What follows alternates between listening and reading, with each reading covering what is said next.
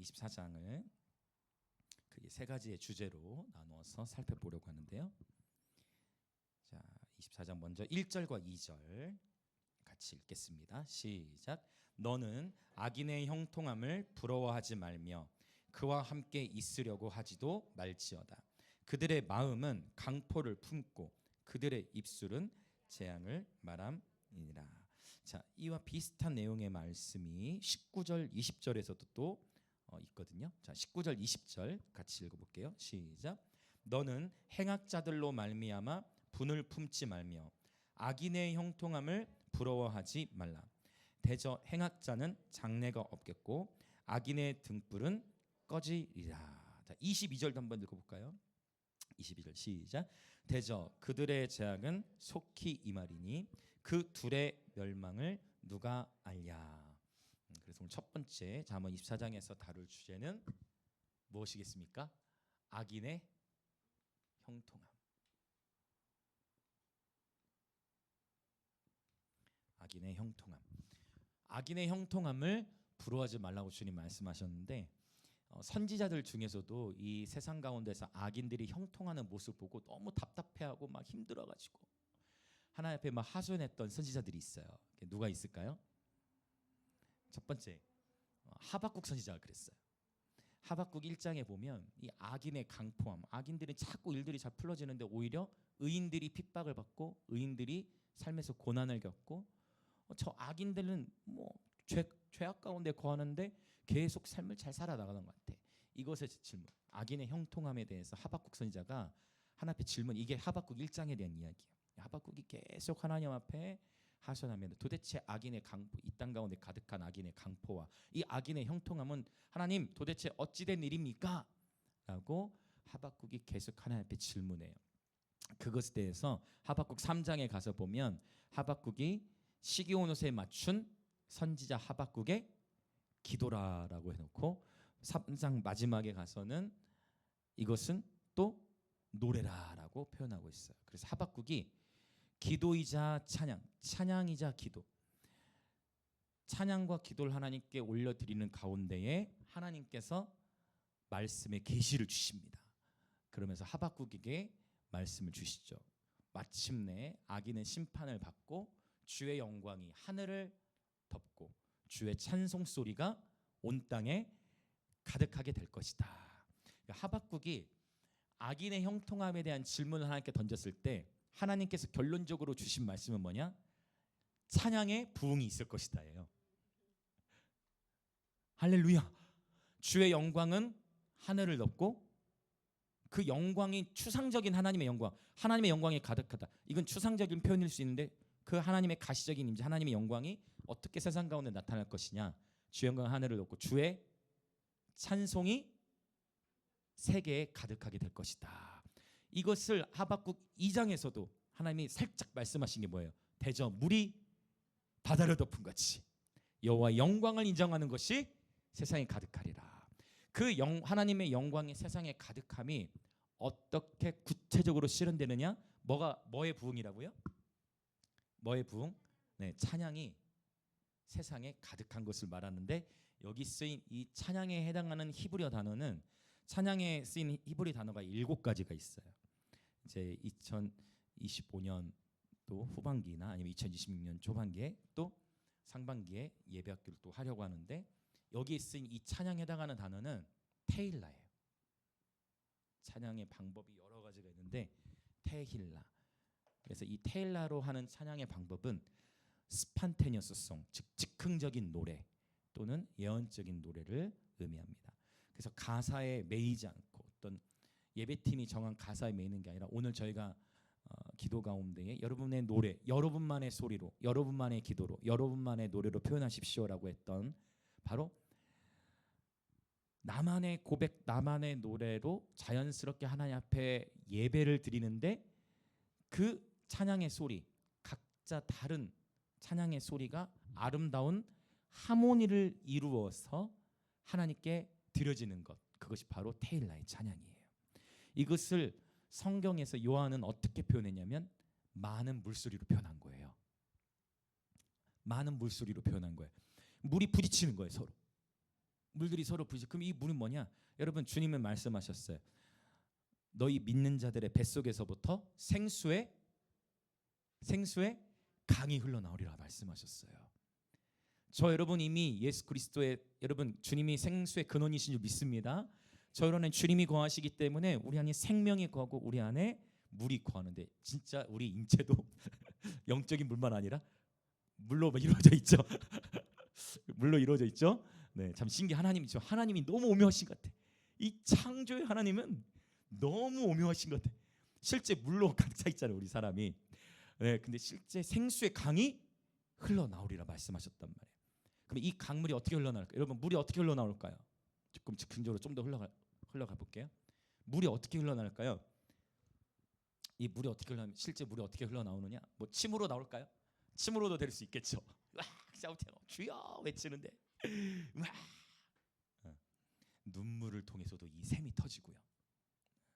예배 가운데 주님, 여러분 예배 가운데 울 수 있다는 건 축복이에요. 눈물이 난다는 것은 감정이 마르지 않았다는 거예요. 여러분 진짜 너무 사람이 너무 힘들면요 눈물 난날 때 있어요. 그렇죠? 눈물조차도 날 수 없는 그러한 힘든 상황이 있잖아요. 여러분 우리가 울 수 있다는 건 축복이에요. 근데 이 눈물을 통해서 샘이 터쳐 나오기도 하고요. 또 하나 말이 영이거든요. 바로 선포를 통해 이 강이 풀어지는 거예요. 할렐루야. 선포를 통해 강이 풀어지는 거예요. 두 가지를 말씀드렸어요. 하나는 물이 흘러나온다 했는데 눈물. 하나님은 눈물에 약하시다. 하나님은 눈물에 약하시다. 하나님은 하나님의 종들이 저와 여러분이 하나님 보좌 앞에서 그냥 울 때 하나님은 우리의 눈물을 닦으시는 분이세요. 그 눈물을 외면치 않으시는 분이세요. 다윗은 뭐라고 고백하냐? 하나님께서 나의 눈물을 병에 담아두신다 했어. 하나님께서 그 눈물을 다 받아주시는 거예요. 그래서 여러분 저는 그렇게 정말 제가 하나님의 임재 안에서 울 수 있어서 행복해요. 이게 벌써 한 10년이 넘었는데 끊이질 않는 것 같아. 그래서 감사해. 한 영혼을 위해서 제가 울 수 있어서 감사하고 하나님의 임재로 인해 울 수 있어서 감사하고 여러분 축복합니다. 하나님 보좌 앞에서 하나님 임재 안에서 많이 우시길 축복합니다. 그렇다 물론 우리가 억지로 막 이렇게 울 수는 없어요. 억지로 막 찌른다고 될 수 있는 게 아니에요. 그게 아니라 정말 우리의 마음이 주님 말씀하셨어요. 너희는 너희의 옷을 찢지 말고 너희의 마음을 찢으라 하셨어요. 그리고 예레미야 애가를 보십시오. 너희는 너희의 마음을 물처럼 쏟아 놓아라. 하나님 앞에 사람 앞에서는 남편 앞에서 아내 앞에서 자녀 앞에서 울 수 없지만 하나님 앞에서는 여러분 마음껏 우셔도 되는 거예요. 하나님 앞에서 마음껏 우셔도 되는 거예요. 주님은 회복을 주시는 거죠. 사도 요한도 인을 떼기에 합당한 자가 보이지 않으니까 울었어요.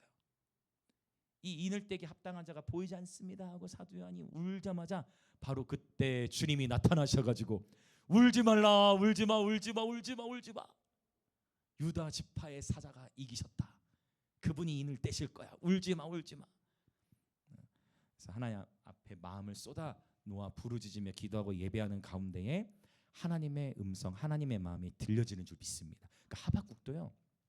그렇게 하나님 앞에 악인의 형통함 때문에 하나님 도대체 이 세상에 정의는 어디 갔고 공의는 어디 갔습니까? 도대체 이 땅에 어떻게 되려 합니까?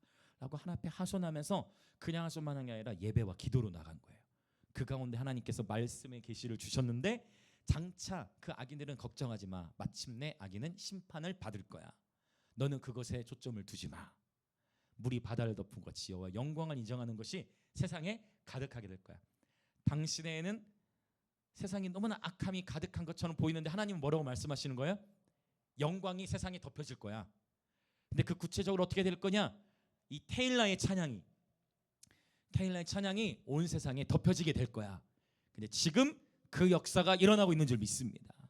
여러분 지금은 우리가 깨어 있어야 할 때예요. 눈을 들어 열방 가운데 하나님 행하시는 을 봐야 돼요. 이 테일라의 찬양이 전 세계적으로 급속도로 확산되고 있어요. 악보 가사에 매이지 않고 물론 그렇게 시작은 그렇게 하지만 이 자유로운 이 경배 문화가 전 세계적으로 덮여지고 있다는 것을 우리는 봐야 합니다. 이 하나님의 놀라운 역사. 그래서 할렐루야 한 단어만 가지고도 한두 시간도 예배가 되는 거예요. 새로운 하나님이 불후의 세대를 일으키시고 뭐냐? 예배에 목숨을 거는 세대를 일으키신 줄 믿습니다. 자, 우리 옆에 분들이 한번 인사합시다. 예배에 목숨을 거는 예배에 목숨을 겁시다. 아멘. 예배에 목숨을 걸어요. 예배에 전심을 다해서. 근데 정말요, 여러분 대륙들 다 아프리카에서도, 여러분 아프리카에서는요 3-4시간 끊이지 않고 정말 3-4시간 그냥 춤을 추다가 끝나요. 춤을 추면서 시작했는데 춤추다 끝나요 예배가. 근데 그러면 그 말씀이 아니에요. 계속 그들이 하는 선포는 뭐냐? 하나님의 위대하심을 향한 계속된 선포가 끊이지 않는 거예요. 강이 흐르는 거예요. 왜? 선포가 끊이질 않으니까. 놀랍죠. 여러분 아메리카 대륙 남미에서도요 놀라운 예배의 무브먼트들이 일어나고 있어요. 멈출 수가 없는 거예요. 왜? 하나님이 주도하시는 부흥이기 때문에. 하나님이 주도하시는 부흥이기 때문에 멈출 수가 없어요. 그래서 하나님은 한 사람의 슈퍼스타를 찾으시는 게 아니고 하나님은 전 세계적으로 바로 이 찬양의 소리가 가득하게 하셔야만 하기 때문에, 분명히 그렇게 말씀하셨기 때문에 그분이 주도하시는 부흥의 역사에 저와 여러분이 참여하는 거예요. 내가 한다가 아니라 그분이 주도하시는 역사에 저와 여러분이 참여해야 될 줄로 믿습니다. 그것에 대한 하나의 작은 하나의 모본이 이제 스페이스 커피에서의 예배이고, 우리는 우리가 할 수 있는 거를 해 나가는 것이죠. 그래서 여러분 축복합니다. 마음껏, 적어도 하나님 예배에서는 마음껏 부르짖을 수가 있습니다. 저는 스페이스 커피에서 너무 감사한 게 천정이 높으니까 또 감사한 것 같아요. 그 커피숍에서. 그리고 거기서 또 마음껏 부르짖으면서 예배드릴 수 있는 게 얼마나 감사한지 몰라요. 예배 끝나고 저녁에 사장님께 또 문자를, 혹시 저희가 정리가 좀 미흡했던 게 없습니까? 사장님, 혹시 저희가 좀 미흡했던 게 없습니까? 아닙니다. 지금처럼만 하시면 되겠습니다. 제가 2개 박스 하나를 놓고 왔거든요. 지금처럼만 하시면 됩니다. 괜찮습니다 하시면서, 그 사장님이 뭐라고 하셨냐면, 사장님이 저에게 예전부터 하셨던 말씀인데, 사장님이 뭐라고 하시느냐, 이 스페이스 커피에서 하나님을 찬양함이 마땅합니다. 이건 위대한 결단이에요. 그래서 여러분 지인분들 만나서 교제하실 때도 거기도 좀 많이 애용해 주세요. 스페이스 커피 많이 커피도 사주시고, 그것이 또 잘 돼야죠. 그 시간을 하나님께 내어드렸는데 이건 결코 쉬운 일이 아니잖아요. 이렇게 우리는 우리가 할 수 있는 일들을 해나가는 가운데 찬양이 이 도시 이 땅 가운데 가득함을 보게 될 거예요. 열방 가운데 가득함을 보게 될 것입니다. 그 예배, 그날 예배도 생전 교회 안 가본 친구가 왔어요. 그 예배. 외국인 친구들도 자꾸 와서 이렇게 신기하니까 사진 찍고 가고 이렇게 하는데, 그런 모든 시간들이 이렇게 차곡차곡 쌓여졌을 때 놀라운 또 찬송의 부흥을 이 김해 땅에서도 하나님 일으켜 주실 줄 믿습니다. 자, 하박국이 이제 그거를 물었는데 예배와 기도를 하는 가운데 하나님이 말씀해 주셨다는 거예요. 말씀의 계시로. 그다음에 또 물었던 선지자가 있어요. 누구냐? 아삽. 이건 한번 성경을 찾아보면 좋을 것 같아요. 아삽. 자, 시편 73편을 한번, 오늘 본문 말씀을 접어놔 주시고 다시 본문으로 돌아올 거예요. 시편 73편을 한번 보겠습니다. 아삽의 시인데요. 아삽은 다윗 왕이 참 좋아했던 예배 인도자였고, 다윗 장막을 세워서 예배를 진행할 때 특별히 4,000명의 예배자들을 세웠고, 그 4,000명 중에서도 288명의 리더십을 세웠고, 그 288명 중에서도 특별히 다윗이 24명의 리더십을 세웠어요. 저는 제가 성서학자로서 이 24명의 실제 다윗 장막에서 예배했던 리더십들이 요한계시록의 24장로와 연결된다라고 저는 보고 있어요. 실제 이 다윗 장막 안에서 예배했던 24명의 리더십과 요한계시록에 나오는 24장로들이 동일한 악기를 가지고 동일한 활동을 하거든요. 저는 그래서 다윗 장막을 굉장히 눈여겨보는데, 근데 그 24명 중에서도 특별히 또 3명의 리더십을 세웠어요. 그 3명이 누구냐면 아삽, 헤만, 여두둔이에요.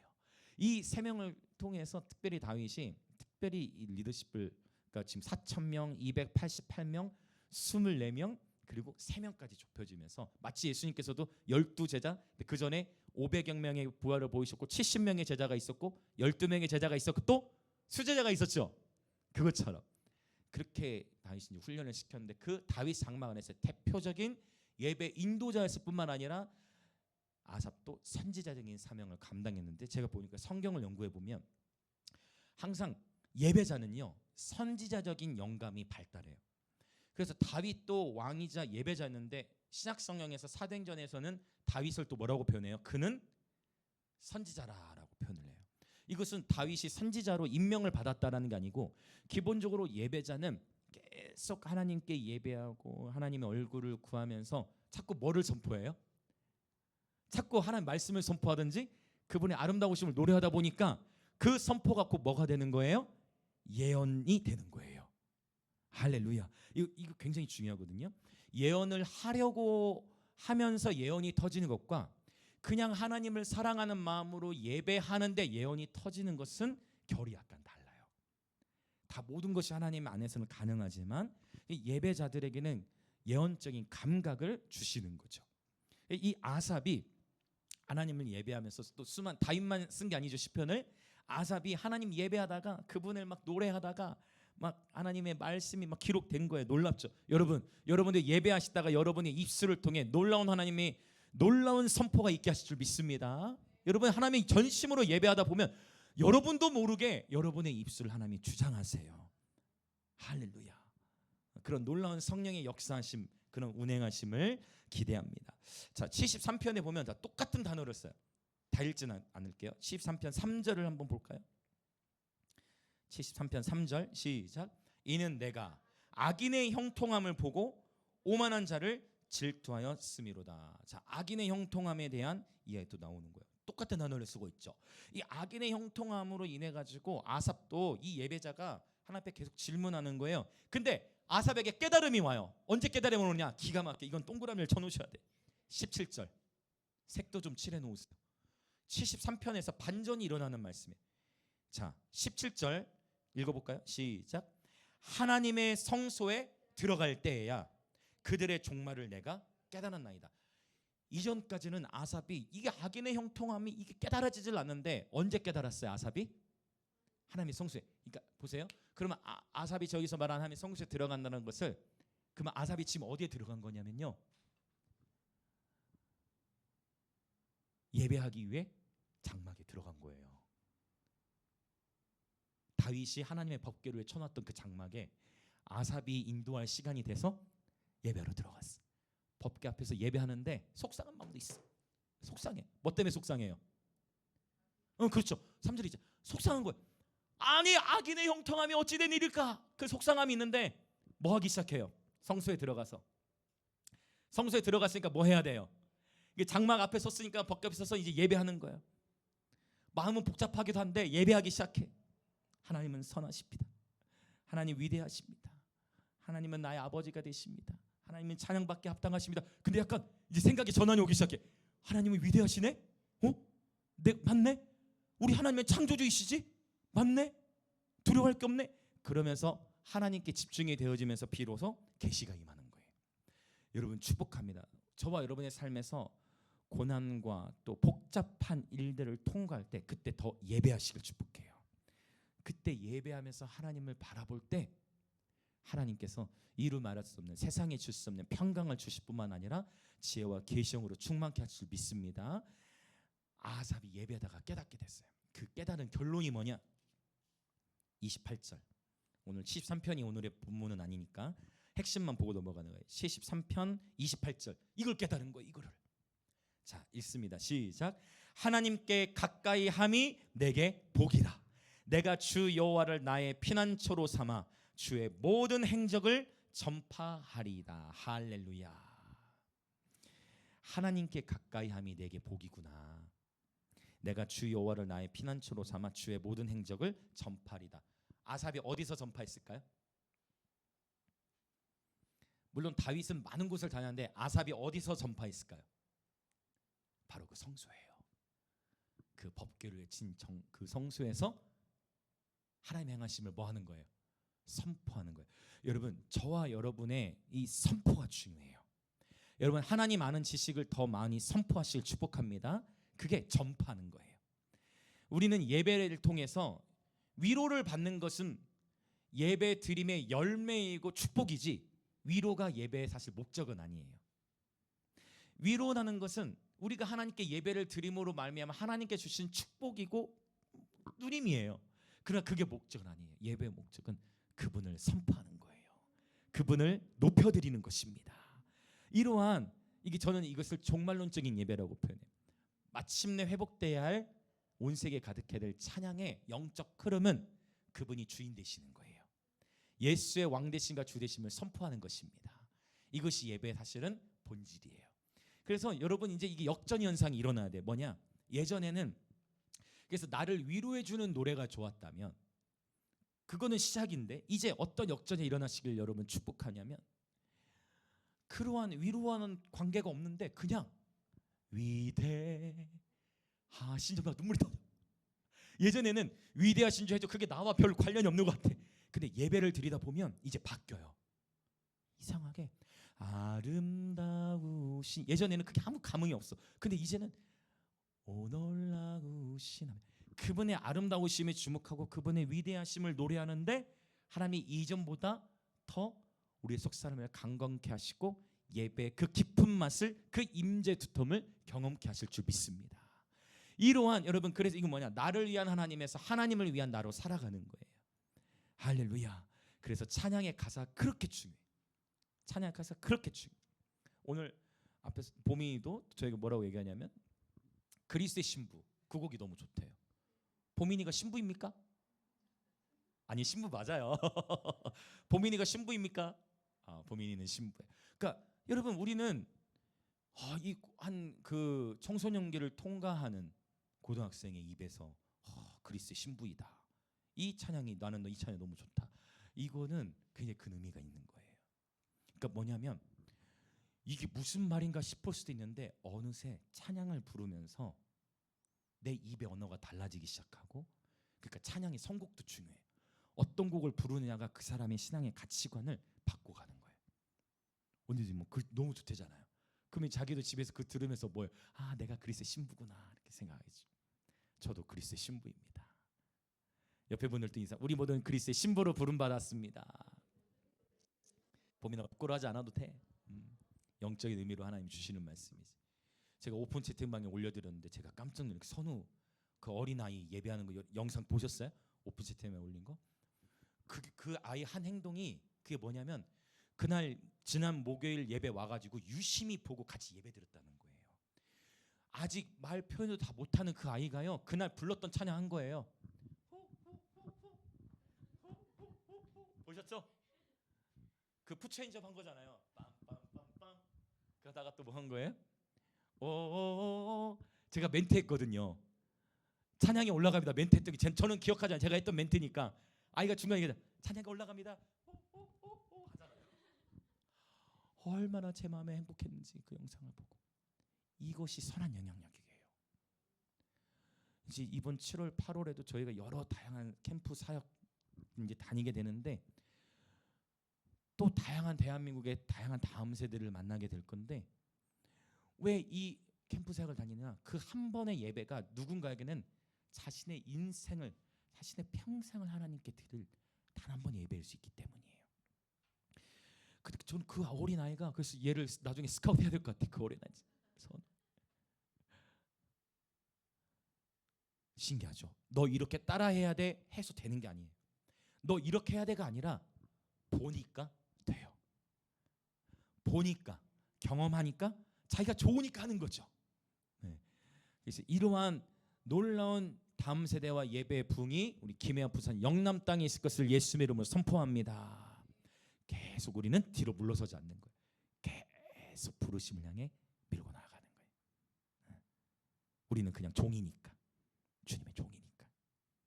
그래서 그 아이 너무 감동해. 그 영상이, 다 보고 있구나, 안 듣는 것 같아도 다 듣고 있구나. 너무나 큰 감동이에요. 아삽이 깨달은 거예요. 하나님께 가까이함이 내게 복이다. 악인의 형통함만 있는 게 아니구나, 의인의 형통함이라는 것도 있구나. 결국 세상 속에서는 자꾸 악인의 모습들만 보다 보니까 우리 마음들도 막 위축되지만, 하박국 선지자도 그렇고 뉴스만 보면 막 마음이 위축돼. 뉴스만 보면 위축되거나 세상 속에서는 온갖 안 좋은 소식들만 듣지만 하나님의 성소에 들어가니까 계시가 열려요. 예배하러 들어가니까 하나님이 말씀을 주시고 마침내 인생의 종말 어떻게 될지를 깨닫게 되는 거예요. 여러분, 예배하는 가운데서 하나님이 주시는 말씀에 귀를 기울이시기 축복해요. 그러니까 악인의 형통함이라는 것은 세상의 사람들은 악인의 형통함을 부러워하지 말라고 오늘 잠언에 말씀하는데 왜 부러워합니까? 구체적으로 뭐 때문에 부러워하죠? 부 맞죠? 그 다음에 명예, 또뭐 권력, 이런 것들로 끊임없이 세상의 사람들은 평가하고 부러워하기 시작하는 거예요. 끊임없이. 그런데 의인에게도 형통함이 있으니 의인의 형통함은 무엇이냐? 의인의 형통함은 아삽이 깨달은 건 하나님께 가까이함이 복이라 했죠. 의인의 형통함은 하나님과의 동행이에요.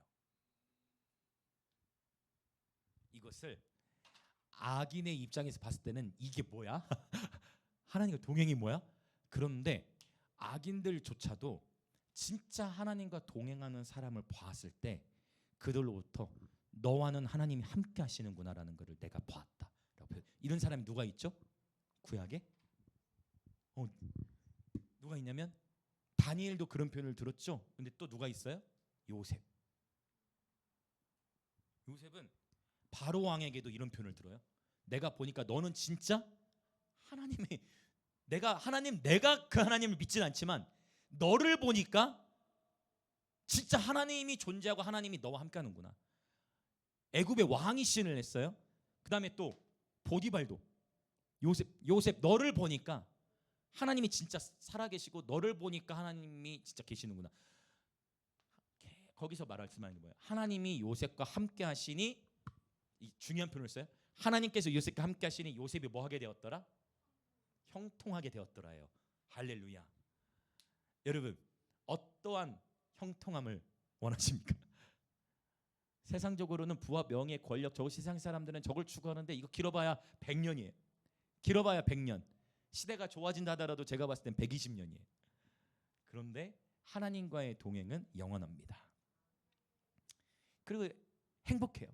이 부와 명예, 권력은요 올라갈수록 더 많은 걸 쌓을수록 계속 불안해. 목사님은 경험해보지 못했으면서도 그렇게 말씀하시면 안 됩니다 라고 하시면 제가 또 다 할 말은 없죠. 그래서 성경을 봤더니 솔로몬 형님을 통해 깨달은 거예요. 솔로몬 형님이 그랬잖아요. 내가 여자를 1000명을 만나봤다. 내가 여자 1000명 만나봤다. 내가 돈 이렇게 다 가져봤다. 다 가져봤는데 그거 다 헛되고 헛되다. 물론 이렇게 얘기해도 여러분 가운데서는 그래도 저도 한 번은 경험을 해야죠. 그건 솔로몬은 일단 다 경험했잖아요. 이렇게 얘기할 수도 있지만 그래서 아예 솔로몬이나 하나님은 뭐라고 말씀해요? 이거를 우리가 이렇게 반응할 줄 알고 이걸 이렇게 반응할 줄 알고 보지 않고 믿는 자가 복되다고도 말씀하시고 세월을 아끼라고도 말씀하신 거예요. 하나님의 말씀에 귀를 기울이는 것이 지혜인 줄 믿습니다. 빙글빙글 돌아서 하나님의 부르심으로 돌아오는 것보다 빠르게 결단해서 하나님 앞에 서는 게 더 복이에요. 제가 5, 60대, 70대 목사님들과 많이 교제를 나눠요. 어른들과도 교제를 나누는데 목사님들 하나가 하시는 말씀이 있어요. 내가 좀 더 일찍 주의를 했다면, 내가 좀 더 일찍 주님을 알았다면, 여러분 10대 때부터 주님께 삶을 드리시기 축복합니다. 언제 주님께 우리의 삶을 드리기 가장 좋은 때냐? 바로 지금인 줄 믿습니다. 자, 또 주변에 계신 분들 같이 서로 인사해 주세요. 바로 지금 우리의 삶을 하나님께 드립시다. 여러분 지금 드리는 거예요. 나중을 생각하지 마세요. 지금 우리의 삶을 하나님께 드리는 거예요. 지금 드리는 거예요. 우리에게 호흡을 주셔서 이 호흡을 다시 가져가실 때까지. 요셉이, 하나님이 이 요셉도 굉장히 오랜 시간을 준비시키셨죠.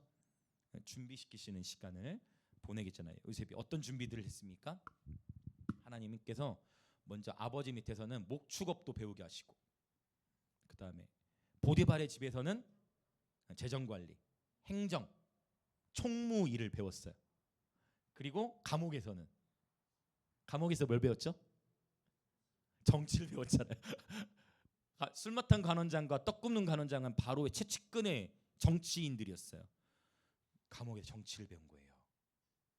세상 악인들은 이 부와 명예와 권력이 기준이니까 요셉의 삶이 끝났다고 생각했지만 하나님과 동행했던 요셉은 보디발의 종으로 있을 때도 형통했어요. 할렐루야. 죄수의 신분이 있었지만 하나님과의 동행, 물론 고비는 있었을 거예요.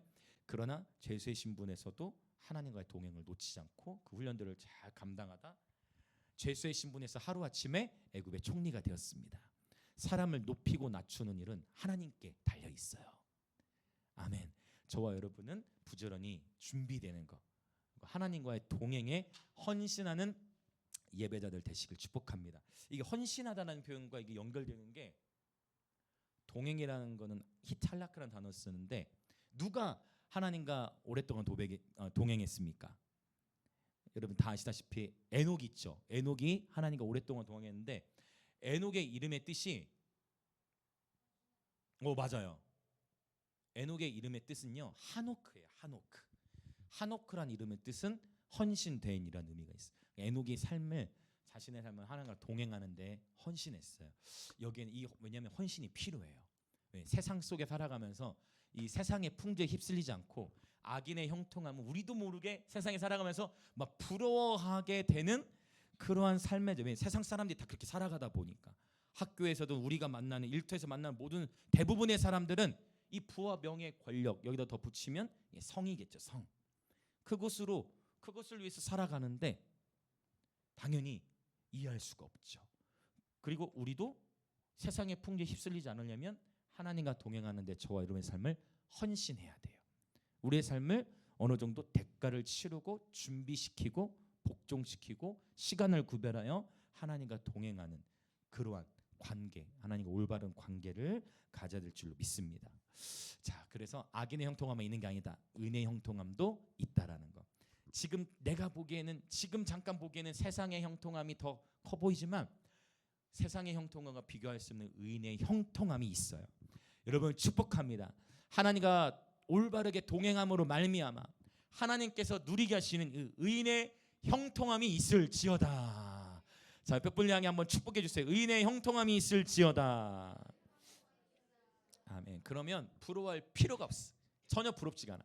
그래서 여러분이 언제까지 하나님과 동행하는데 헌신해야 되느냐? 악인의 형통함이 부럽지 않을 때까지. 만약 여러분이 나는 하나님과 동행하고 있어. 근데 약간 부러운 게 사실이에요. 그러면 여러분 마음을 지키셔야 돼요. 선줄로 생각할 때 넘어져요. 참 신기해. 선줄로 생각하면 넘어지는 거예요. 그러나 엎드린 자는 넘어지지 않는다 했어요. 서면 넘어질 수 있어. 선줄로 생각하면 넘어질 수 있는, 그러나 엎드린 자는 넘어지지 않는 거예요. 겸손한 자에게는 하나님 더욱 큰 은혜를 주신 줄 믿습니다. 엎드려 경배하는 자에게 하나님이 더 큰 은혜를 부어 주신 줄 믿습니다. 하나님과 동행하는데 헌신해야 돼요. 자, 이제 두 번째 주제로 돌아옵니다. 잠언 24장. 이 잠언의 말씀은 한 절 가지고도 굉장히 다양한 지혜가 담겨 있어서 한 절로도 한두 시간 설교가 가능하기 때문에 다 살펴보기보다 그 장의 핵심들만 저희가 살펴보고 있어요. 두 번째 24장 우리 12절을 같이 읽어보겠습니다. 12절. 자, 같이 읽겠습니다. 시작. 내가 말하기를 나는 그것을 알지 못하였노라 할지라도 마음을 저울질하시는 이가 어찌 통찰하지 못하시겠으며 지키시는 이가 어찌 알지 못하시겠느냐. 그가 각 사람의 행위대로 보응하시리로다. 아멘. 자, 두 번째 주제는 뭐냐면 저울질하시는 하나님. 하나님은 저울질하신다. 자, 참 흥미로운 표현이죠. 이 저울질하다라는 이 단어가 히브리어로 타칸이라는 단어였어요. 타칸. 이 타칸이라는 단어가 성경에 또 어디 나오느냐? 이 부분 또 찾아봐야 돼요. 자, 타칸이라는 단어 이사야 40장을 한번 볼게요. 이사야 40장. 하나님께서 이 저울질을 하시는데, 하나님은 저와 여러분의 개인의 마음만 저울질 하시는 게 아니라 하나님은 또 어떤 것도 저울질 하시느냐. 자, 이게 아주 흥미로운 표현이 있어요. 이사야 40장 우리 12절부터 15절을 읽어보겠습니다. 시작. 누가 손바닥으로 바닷물을 헤아렸으며 뼘으로 하늘을 쟀으며 땅의 티끌을 되에 담아보았으며 접시 저울로 산들을 막대 저울로 언덕들을 달아보아서. 잠깐 멈추자면 여기 하늘을 재다 할 때 히브리어 타칸 동일한 단어가 쓰였어요. 그러니까 하나님께서 바닷물도 헤아리실 뿐만 아니라 뼘이 뭐죠? 뼘. 이 한 뼘 이거 얘기하는데 이 의인한 표현인데 하나님께서 이 한 뼘으로 어디를 잰다고요? 하늘을 잰다는 거예요. 여러분, 하나님의 한 손의 한 뼘으로 하늘을 재신다는 거예요. 야, 너무 놀라운 표현이죠. 자, 그 다음에 저울들이 나오는데 이 표현도 놀라워. 그냥 저울도 아니고 접시 저울도 나오고 막대 저울도 나와요. 아예 하나님이 어느 정도로 섬세하게 묘사하시냐. 그냥 저울도 아니고 접시 저울과 막대 저울 아십니까? 접시 저울은 양쪽에 접시가 달리는 거고 막대 저울은 한쪽에 접시, 그다음에 무게 반대쪽에는 무게추 놓잖아요. 이렇게 성경이 재미있어요. 자, 그러면서 그 접시 저울로는 산들을 달아보고 막대 저울로는 언덕들을 달아보아는, 누가 달아보느냐는 표현은 누가 이걸 달아보신다는 거예요. 하나님께서만 이걸 달아보실 수 있다라는 것을 지금 이사야 선지자를 통해 하나님 말씀하시는 거예요. 자, 계속 읽어볼까요? 15절까지 이제 쭉 읽어볼게요. 누가 여호와의 영을 지도하였으며 그의 모사가 되어 그를 가르쳤으랴? 그가 누구와 더불어 의논하셨으며 누가 그를 교훈하였으며 그에게 정의의 길로 가르쳤으며 지식을 가르쳤으며 통달의 도를 보여주었느냐? 보라, 그에게는 열방이 통의 한 방울 물과 같고 저울의 작은 티끌 같으며 섬들은 떠오르는 먼지 같으리니. 할렐루야. 자, 열방이 통의 한 방울 물과 같다는 건, 여기 이 통이라는 것은 베스킷, 바구니를 의미하거든요. 그러니까 바구니에 물을 받는데 물 한가득 받은 게 아니라 바구니에 담기는 물 한 방울이 뭐와 같다요? 올레이션스. 하나님 보시기에는 온 세계가 한 방울의 물과 같다. 아무것도 아닌 것과 같다. 이 놀라운 창조주의 영광. 하나님 보시기에는, 여러분, 전 세계에 지금 약 82억 정도로 통계를 하죠. 2025년에 약 82억 인구가 살고 있어요. 나라 수도 이게 어떻게 세만하냐에 따라 다르겠지만 약 250개가 넘어요. 이렇게 많은 전 세계의 국가 82억의 인구들을 하나님의 열방을 물 한 방울과 같이 여기시는데, 그런 하나님께서 또 잠언 24장에서는 뭐라고 우리에게 말씀하시는 거냐면, 하나님께서 각 사람의 무엇을 저울질하신대요? 마음을 저울질하신다고 말씀하세요. 하나님은 온 세계와 열방을 물 한 방울과 같이 여기실 수도 있지만, 그러한 놀라운 창조주 하나님께서 저와 여러분 한 사람 한 사람의 이 지극히 작은, 여러분 온 세계를 다스리시는, 온 세계가 물 한 방울과 같으신, 물 한 방울과 같이 여겨주신 하나님인데 저와 여러분의 마음을 저울질하신다는 거예요. 할렐루야. 이거 놀라운 거예요. 정말 놀라운 하나님의 계시예요. 하나님은 저와 여러분의 마음의 무게를 달아보시는 분이신 줄 믿습니다. 그러니까 지금 사실 이거 지금 뭐 얘기하냐면, 악인의 형통함 가지고 부러워하지 말라. 하나님 자꾸 뭘 점검케 하시냐면 너의 마음을 보신다. 마음을 보신다는 걸 지금 얘기하는 거예요. 저와 여러분의 마음이 하나님 보시기에 합한 예배자들 되시기를 축복합니다. 아멘. 네, 하나님 앞에, 하나님, 여러분, 그래서 나라와 민족을 위해 기도할 때도 참 저는 굉장히 인기 없는 설교자예요. 물론 청소년 캠프나 이런 집회에서는 이제 강의를 계속하지만, 어떤 캠프는 청소년 집회, 청소년 다음 주에 모는데 4시간을 하래. 한 번에 쉬지 않고. 근데 우리 했죠? 7시 반만 해가지고 11시 때 놀라운 하나님의 역사하신 가운데 하는데, 중요한 건 참 저는 인기 없는 설교자예요. 왜냐? 정치적으로 여러분, 나라가 내가 지지하는 후보가 됐느냐 안 됐느냐, 그거에 따라서 나라가 망하지 않아요. 한 나라의 흥망성쇠는 누구에게 달려있냐면 오직 하나님께 달려있어요. 내가 지지하는 후보가 당선됐느냐 아니냐는, 그거는 여러분, 하나님은 온 열방을 물 한 방울처럼 여기시는 분이세요. 하나님은 이 땅에, 적어도 소돔 땅에는 의인 10명이 없어서 망했잖아요. 여러분, 이 땅에는요, 바알에게 무릎 꿇지 않은, 이름도 빛도 없이 묵묵히 나라 민족을 위해 기도하는 예배자 중보자들이 있기 때문에 이 나라가 여기까지 온 거예요.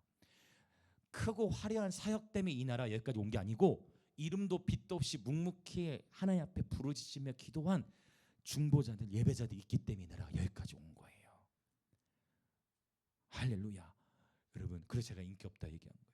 한쪽으로 딱 가야 그쪽의 사람들을 흡수하는데 그렇지 않으니까. 근데 저는 그것이 적어도 저의 신앙 양심으로는 여러분 축복합니다. 하나님은 온 세계 열방의 주관자실 뿐만 아니라 이 대한민국의 주인이 되신 줄 믿습니다. 여러분 북한 땅에 하나님이 살아계시지 않을까요? 북한 땅에는 하나님이 안 계실까요? 아니죠. 북한에도 하나님이 계시죠. 순교가 일어나는 국가에는 하나님이 안 계시는 걸까요? 아니죠. 그곳에도 하나님이 역사하고 계신 거예요. 하나님의 역사하심을 나의 안전으로 대입시키면 안 돼요. 나의 안전과 나의 어떠함이 하나님의 역사하시지 않는 것에 대한 결론이 될 수 없어요. 우리의 어떠함과 관계없이 그분은 그분의 일을 행하고 계세요. 할렐루야. 하나님 말씀 앞에 저와 여러분의 생각이 더욱 열려지시길 축복합니다.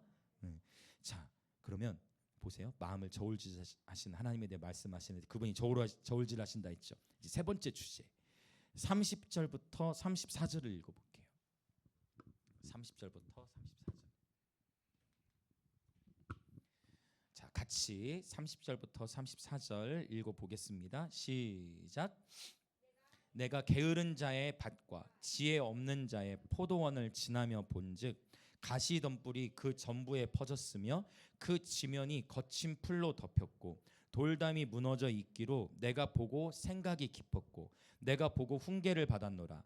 내가 좀 더 자자 좀 더 졸자 손을 모으고 좀 더 누워 있자 하니 내 빈궁이 강도같이 오며 내 곰핍이 군사같이 이르리라. 아멘. 저는 어렸을 때 이 말씀 보고 굉장히 뜨끔뜨끔할 때가 많았어요.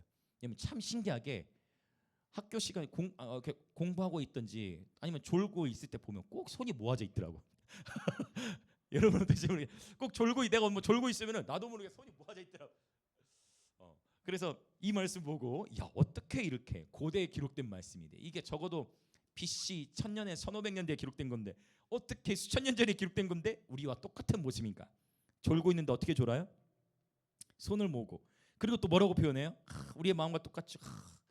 좀 더 자고 싶다. 좀 더 졸고 싶다. 그래서 우리 다 똑같죠. 우리 다 똑같아요. 우리는 알람 맞춰놨다가 그거 한번 끄고 물론 바로 일어날 때도 있지만 야 5분만 더 키자. 좀 더 하자. 좀 더 하자. 물론 육체적으로 충분한 쉼이 필요하지만 여기서 말하는 것은 육체적 쉼이 필요 없다라는 의미가 아니고 지금 이 본문에서 말하는 것은 무엇을 경계하고 있는 거예요? 게으름을 경계합니다.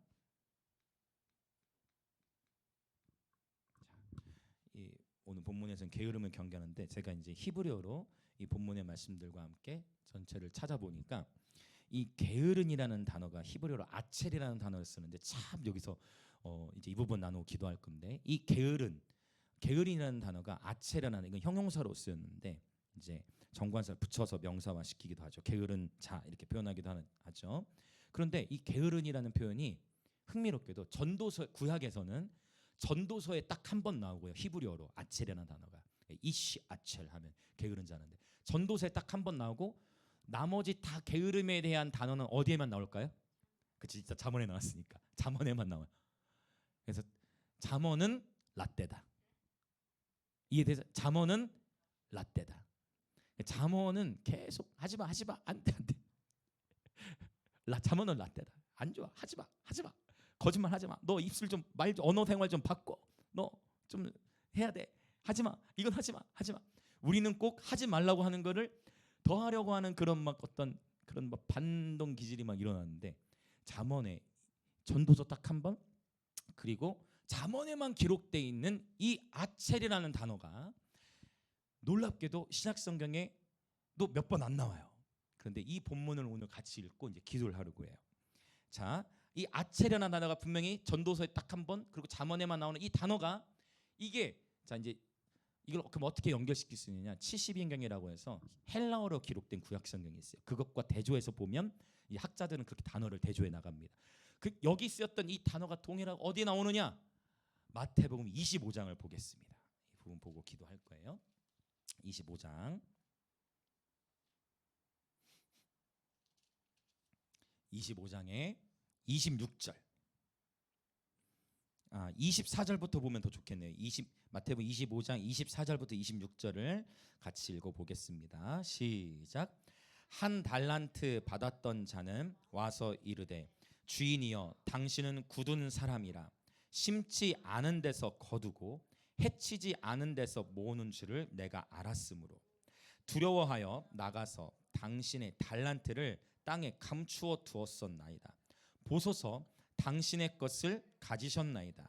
그 주인이 대답하여 이르되 악하고 게으른 종아, 나는 심지 않은 데서 거두고 해치지 않은 데서 모으는 줄로 네가 알았느냐. 아멘. 자, 신약 성경에서도 몇 번 나오지 않는 단어예요. 근데 바로 이 지금 마태복음 25장에 달란트 비유 여러분 다 아시죠? 5달란트 받은 자, 2달란트 받은 자, 1달란트 받은 자. 이 달란트, 이 탈란톤이라는 단어는 이 탈란톤은 물론 재능으로도 번역될 수 있지만 여기 본문에서는 재능으로 쓰인 게 아니에요.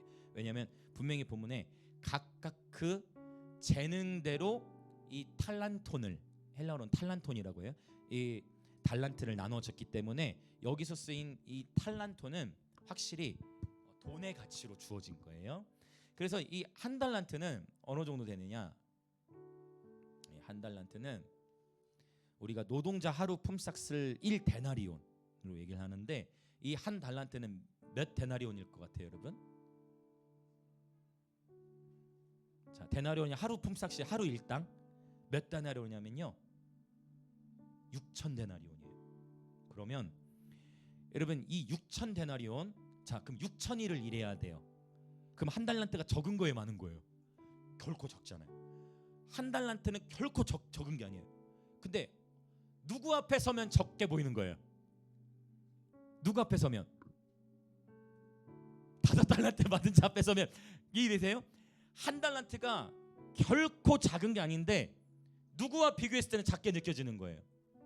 5달란트 받은 자 앞에서는 내가 적게 받은 것처럼 느껴지는 거예요. 하나님은 이미 한 달란트 주신 것만으로도 엄청 주신 거예요. 자, 여러분 그러면 6천일을 일해야 돼. 1년에 여러분 며칠 일하십니까? 대략 계산하기 편하게 300일 일한다고 봅시다. 300일 일한다 보면 6천일 채우려면 몇십 년 일해야 돼요. 맞잖아요. 몇십 년 일해야 돼요. 20년을 일해야 돼요. 여러분 20년 동안 1년에 300일씩 일해가지고 20년 동안 열심히 일해서 쓰지 않고 모아야 모을 수 있는 게 한 달란트예요. 한 달란트는 결코 작은 게 아니에요. 그런데 이 한 달란트가 언제 작아 보인다고요? 하나님이 내게 주신 것으로 최선을 다하는데 집중하는 게 아니라 자꾸 뭔가 나보다 더 많이 받은 것 같고 나보다 더 잘 나가는 것 같고 나보다 뭔가 탁월한 것 같은 사람하고 자꾸만 비교를 하니까 거기서 미움과 다툼과 시기와 질투와 영적인 우월감의 문제가 생겨가지고 나는 너무 초라하고 나는 아무것도 아닌 것 같고 저 사람은 너무나 탁월한 것 같은 비교감이 일어나니까 거기서 무너진 거예요. 그러니까 하나님 뭐라고 말씀해요? 이 사람이 하나님에 대해 오해하고 있는 거예요. 뭐라고 표현해? 24절에 주인이여 당신은 굳은 사람이에요. 여기 굳은 사람, 이 스클레로스, 이 스클레로스라는 단어는요, 강팍한 사람, 사나운 사람, 무서운 사람을 해. 이 종이 하나님에 대해 오해하고 있는 거예요. 하나님에 대한 오해. 여러분 하나님 말씀에 하나님에 대한 모든 오해가 거쳐지시길 축복합니다. 하나님에 대한 오해가 풀어져야 돼요. 이 한 달란트는 결코 작은 게 아니에요. 하나님은 이미 그러면 이 주인이 달란트를 누구에겐 5개, 누구에게는 2개, 누구에게는 1개를 주는데 하나님께서 분명히 말씀하셨어요. 각각 하나님께서 주신 이 재능이라는 단어가 헬라어로 기가 막힌 단어예요. 재능이라는 단어 어떤 단어냐면 이거 아주 너무 좋은 단어. 디나미스라는 단어예요. 디나미스는 뭐냐? 오직 성령이 너에게 임하시면 너희가 권능을 받고, 그 권능의 단어가 이 재능 단어 디나미스를 썼어요. 그러니까 각각 그 능력대로, 즉 하나님께서 각 사람에게 맞게, 그래서 고린도전서에 보면 하나님께서 각 사람에게 맞게 은사를 나누어 주신다 했어요. 특정한 은사, 특별히 언어와 관련된 은사는 너희가 더 구하라 했어요. 그러나 그 외 남은 다른 은사들은 하나님께서 각 사람의 부르심에 맞게 은사를 나누어 주시는 거예요. 그래서 하나님은 그 모든 지체들이 함께 몸을 기쁨으로 섬기도록 하셨어요. 나에게는 있는 것이 다른 사람에게는 없고요, 다른 사람에게 있는 것이 나에게는 없어요. 근데 꼭 문제는 어디서 생기냐? 비교할 때 문제가 생겨요. 이게 종교예요. 종교의 영이라고도 해요. 종교는 항상 비교시켜. 항상 비교해. 뭔가 내가 더 앞서야 돼, 내가 더 잘해야 돼라는 이 비교 의식이 문제예요. 그 비교 의식으로 인해 서로 어려움을 통과하게 돼. 한 달란트 받은 자에게 이 받은 자가 주인에 대해서 하나님에서 오해를 하니까 다른 5달란트 받은 자, 2달란트 받은 자는 주님이 뭐라고 말씀하셨냐면, 야, 성경에 정말 이렇게 돼 있어요. 몇 절이 16절에 보면 정확히 주님 뭐라고 말씀하셨냐면, 내가 너희에게 각각 재능대로 나눠준 걸로 너희는 뭐하라 했냐면 장사해라 라고 했어요. 할렐루야. 주님이 저희에게 주신 것으로 뭐라고 했냐면 장사라고 하셨어요. 하나님이 저희에게 주신 은사를 썩히지 말고 그걸 뭐해요? 장사라고 하셨어요. 그건 뭐예요? 내게 주신 것으로 그것을 최선을 다해 삶을 살아가는 거예요. 할렐루야. 근데 한 달란트 받은 자는 어떻게 했어요? 그 한 달란트를 세상에 결코 작지 않다니까. 20년인데 너무 안타까워. 이걸 왜 땅에 묻지? 차라리 은행에 넣지. 차라리 은행에 넣으면 이자라도 나오지. 근데 그걸 어디다 묻혔어요? 땅에 묻혔어요. 땅에 묻었어. 아무런 열매가 없어. 이미 주님은 충분히 섬길 수 있는 재능을 주셨음에도 불구하고 결국 여러분, 제가 깨달았어요. 섬기지 않으면 신앙은 쇠퇴해요. 섬기지 않으면 신앙은 쇠퇴해요. 즉 다양한 모습으로든 하나님 앞에서, 교회 공동체 안에서, 또는 지극히 작은 한 영혼을 향해서든 여러분 무엇이든 하나님은 섬기는 자에게 더 큰 권위를 주세요. 영적인 원리예요. 섬길 때 우리의 신앙이 쇠퇴되지 않고 섬길 때 신앙이 성장해요. 섬기지 않을 때, 하나님이 내게 주신 것으로 섬기지 않을 때 우리의 신앙은 쇠퇴해 가는 거예요. 섬김이 권위를 가져옵니다. 그래서 이 한 달란트 받은 자에게 주님이 책망하시는데 뭐라고 책망하세요? 26절 다시 한번 읽어볼까요? 시작. 그 주인이 대답하여 이르되 악하고 게으른 종아, 나는 심지 않은 데서 거두고 해치지 않은 데서 모으는 줄로 네가 알았느냐. 하나님에 대한 모든 오해가 여러분 끊어지시길 축복합니다. 한 달란트 결코 작잖아요. 여러분 때로 그럴 때 있으시죠? 나는 뭔가 너무 약한 것만, 나는 뭔가 쓸모없는 것 같고, 나는 뭔가 아무것도 아닌 것 같은 생각이 들 때 있어요. No. 우리 하나님은요, 각 사람에게 각 사람의 능력에 맞게 이 달란트를 주셨어요. 저와 여러분 모두가 주님께 받은 달란트가 있습니다. 실제 이 탤런트는 재능의 의미도 담겨 있는 거예요. 주변에 계신 분들이 인사합시다. 하나님께서 당신에게만 주신 재능이 있습니다. 한번 하면 당신만이 섬길 수 있는 것이 있습니다. 에이, 그래도 목사님 저는 기왕이면 5개 받고 싶었는데 한 달란트밖에 안 돼요. 근데 걱정하지 마세요. 놀라운 영적 원리를 발견했는데, 이거는 한 달란트 받았던 자에게 동일한 원리였어요. 그건 뭐냐면, 놀랍게도 5달란트 받은 자가 자신이 할 수 있는 걸 최선을 다해 했을 때 어떤 역사가 일어납니까? 주님이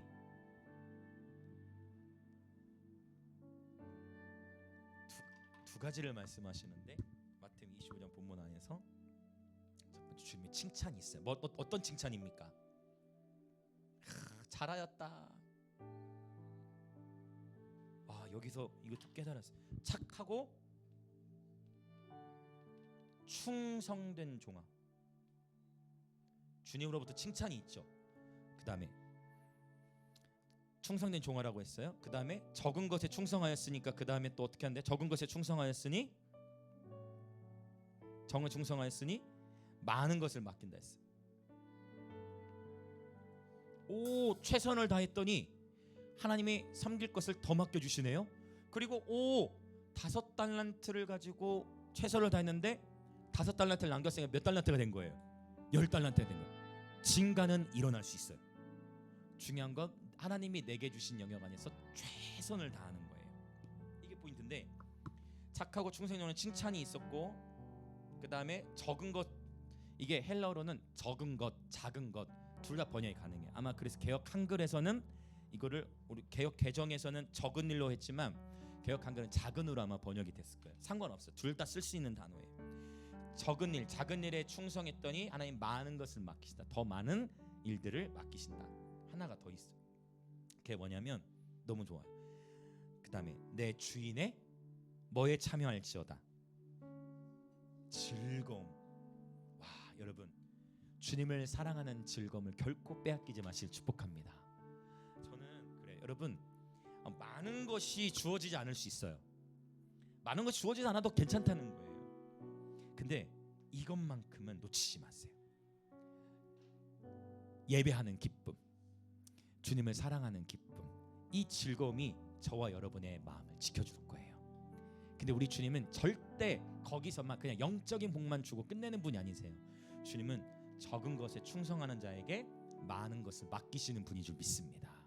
이 놀라운 원리가 오늘 요셉에게도 나눴지만, 요셉은 그냥 자기의 인생 가운데 자꾸 나락으로 떨어지는 것 같았지만 아버지에게서는 목축업 순종을 배우면서 목축업을 배웠고, 보디발의 집에서도 종의 신분에서도 종의 입장에서도 최선을 다해 섬겼어요. 종의 포지션에서 최선을 다해 섬기는 거 너무 중요해요. 가장 낮은 곳에서도 최선을 다해 섬겼어요. 그러니까 누구의 인정을 받아요? 보디발의 인정을 받잖아요. 세상 사람에게 인정을 받는 거예요. 저와 여러분 축복합니다. 여러분 일터에서도 인정받으시길 축복해요.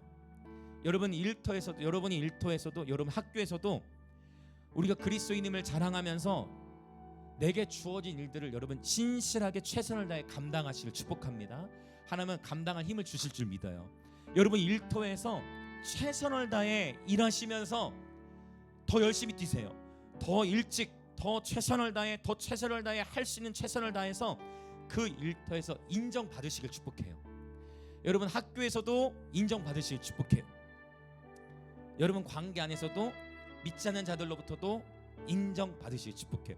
그렇게 되려면 결국은 더 섬겨야 될 텐데 여러분 축복합니다. 그 섬김의 시간들을 통해 하나님은 더 큰 권위를 주실 줄 믿습니다.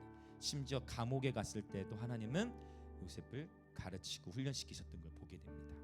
여러분이 여러분 맡은 일터에서 최선을 다해 삶을 살아내실 때 여러분 축복하면 하나님께서 여러분의 삶에 승진을 일으켜 주실 줄 믿습니다. 다시 우리의 기초는, 우리의 목표는 승진이 아니에요. 우리의 목표는 많은 거 받는 게 목표가 아니에요. 우리의 목표는 그분과의 동행 안에서 즐거워하는 거예요. 그리고 이거 한 가지 더, 마지막. 자, 악인의 형통함, 그리고 악하고 게으름 종이라고 했죠. 게으름의 반대가 저는 부지런함인 줄만 알았어요. 인간적으로 그렇잖아요. 게으름의 반대, 게으르지 않으려면 부지런해야 되니까. 그런데 하나님이 말씀하신 게으름의 반대가 무엇인지를 깨달았어요. 악하고의 반대가 착하고로 쓰이고, 게으름의 반대가 뭐로 쓰인 거예요? 충성으로 쓰였습니다. 할렐루야. 그렇구나. 하나님이 우리에게 말씀하시는 게으름의 반대는 그냥 부지런함, 그게 아니구나. 하나님은 우리에게 말씀하시는 게으름의 반대는 우리에게 맡겨주신 일을 충성하는 거구나. 충성인 줄 믿습니다. 신실함. 비교하지 마세요. 다른 사람이 나보다 더 빨리 승진하는 거 절대 비교하지 마세요. 요셉의 인생은요, 나락이에요. 나락. 감옥으로 갔어. 계속 나락으로 떨어졌어. 세상으로 봤을 때는 끝났다예요. 그렇죠? 비교하지 마세요. 하나님은 한순간에 우리의 포지션을 바꾸세요. 죄인의 신분에서 총리로도 일으키시는 분이십니다. 하나님께서 높이시는 일들이 있을 거예요. 단 우리에게 주어진 일에 충성을 다하는 것입니다. 자, 이 시간 같이 기도하겠습니다. 하나님 아버지, 오늘 이 시간 잠언 24장의 말씀을 나누었습니다. 하나님의 지혜는 오늘 또 우리에게 말씀해 주시니 감사합니다. 하나님, 우리가 악인의 형통함을 부러워하지 않고 하나님과 동행함으로 의인의 형통함을 누리는 예배자 되게 하여 주옵소서. 하나님께서는 열방을 물 한 방울 같이 여기시는 그 하나님, 그 온 우주 만물의 창조 주신 하나님인데, 우리는 우리 인생 앞에 펼쳐지는 뉴스를 통해 얼마나 두려워하고 망했다라고 생각하고, 온 우주 만물을 통해 한 방울 물과 같이 여기시는 하나님이 이 대한민국을 주관하시니 환경을 두려워하고 사람을 두려워하는 것이 아니라 하나님을 경외하는 예배자 되게 하여 주옵소서. 하나님, 그렇게 하나님의 열방을 저울질하시는데 뿐만 아니라 우리의 마음을 저울질하시니, 주님 오늘 또 우리의 마음을 저울질하시는 거죠. 하나님 앞에서 착하고 충성된 종이 되기를 원합니다. 하나님 이 시간 하나님에 대한 오해가 끊어지게 하여 주옵소서. 한 달란트가 결코 작지 않은 것이었음을, 내가 받은 것이 작다고 다른 이와 비교하는 것이 아니라 하나님 내게 주신 것에 최선을 다해 섬기고 하나님 내게 주신 분깃에 따라 묵묵히 섬기며 충성된 삶을 살아갈 때에 오 하나님 주인의 즐거움에 참여하게 하시고, 하나님 적은 것에 충성하였으니 하나님의 때를 따라 높이시는 그러한 은총이 있게 하여 주옵소서.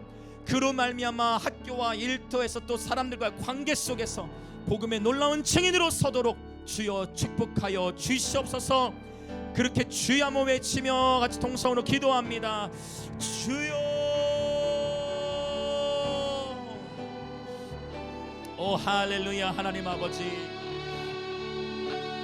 예수님 지극히 작은 것에 충성하는 예배자가 되게 하시고, 하나님께서 내게 맡기신 지극히 작아 보이는, 사실 그것도 작은 것은 아니지만 남들과 비교를 하다 보니 작아 보이게 되는, 남들과 비교를 하다 보니 남들의 시선과 비교를 하다 보이니 한없이 작아 보이게 되는, 하나님 이러한 비교와 하나님 모든 연민을 벗어버리고 지금 내가 할 수 있는, 지금 하나님께서 내게 주신 바로 그 지극히 작아 보이는 바로 그 한 영역에서 최선을 다해 지금 하나님께서 나에게 맡기신 바로 그 남들이 보기에 가장 작아 보이는, 남들이 보기에 가장 작아 보이고 보잘것없는 바로 그 작은 것에 최선을 다해 주님을 섬기듯 섬기게 하여 주옵소서.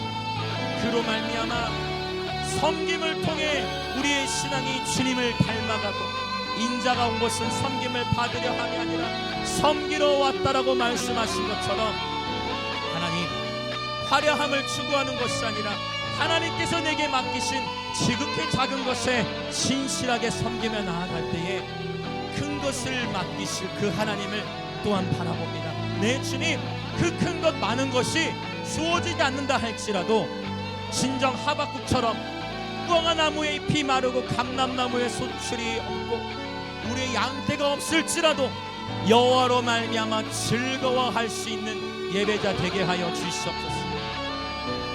하나님, 그래서 지극히 작은 것에 충성되이 최선을 다해 섬기며 살아가는 예배자 되어 한 번뿐인 인생 하나님의 영광을 위하여 귀히 쓰임받기 원하오니, 나중에 쓰임받는 것이 아니라 바로 지금 하나님께 쓰임받는 예배자의 여정 되게 하여 주시옵소서.